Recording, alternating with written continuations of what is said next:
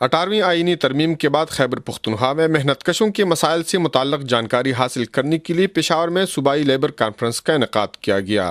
Labour conference میں صوبہ بھر سے متعلق حکومتی اداروں، ٹریڈ یونینز، صنعت کاروں اور سول سوسائٹی کے نمائندوں نے شرکت کی۔ پائلر کے تعاون سے منعقدہ کانفرنس میں محنت کشوں کے حالات، ان کے حقوق کے حصول اور تحفظ میں حکومت اور صنعت کاروں کے کردار اور قانون سازی پر تفصیلاً بحث ہوئی۔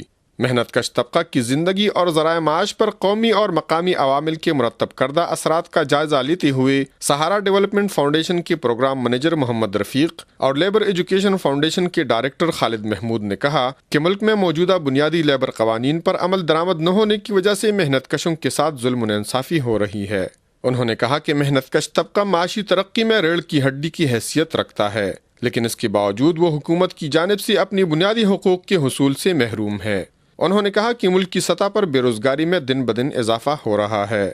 بحث میں حصہ لیتے ہوئے شرکاء نے محنت کشوں کے لیے بنائے گئے قوانین پر سختی سے عمل کرنے، ان کی سہولت کی خاطر قوانین میں ترمیم کرنے اور تمام رسمی اور غیر رسمی مزدوروں کی سیکورٹی کے لیے رجسٹریشن کا مطالبہ کیا۔ کفایت اللہ یوسفزئی، اے نیوز، پشاور۔